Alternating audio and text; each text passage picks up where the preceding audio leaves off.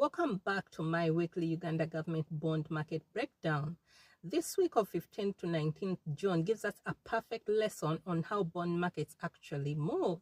Last week, remember, the prices fell and yields rose. This week, however, the prices recovered and yields came back down.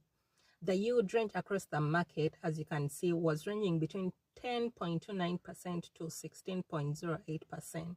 And the biggest single price recovery was 1.5 points in just 4 days. Let me break down exactly what this means. It's what recovery actually looked like. When bond prices rise, yields fall. This is a fixed relationship. It will always work this way. So anyone who bought into the market last week when prices were lower is now sitting on a bond worth more in the secondary market today. Look at the 5 biggest movers this week. The November 2040 bond gained 1.56 points in just 4 trading days. The May 2042 bond gained 1.549.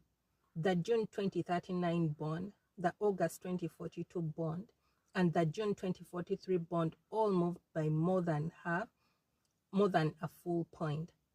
The key lesson here is bond prices move in cycles, not in just one direction forever.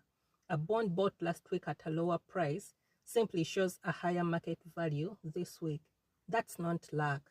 That's how the markets operate, and that's how the market breathes. While here, let's revisit a concept that's essential to understanding any bond report you'll ever come across: withholding tax. Just a recap and a reminder to you that bonds over 10 years, with a tenor of 10 years, and remember, this is the original tenor, not whatever is outstanding at the point you're investing, they will always have a withholding tax of 20%. And shorter term bonds or bonds less than 10 years will always attract a withholding tax rate of 20%. This tax is computed on coupons, not on the yield. Now onto the full data table. Here's a complete picture. All 25 treasury bonds tracked this week with Friday's closing price, yield to maturity, and how each one moved over the week. Notice the pattern? Almost every bond shows a negative change in yield, which, as I just explained, means prices were rising across nearly the entire yield curve. The short end maturing in 2026 and 2027 barely moved. The long end maturing in 2040s moved the most.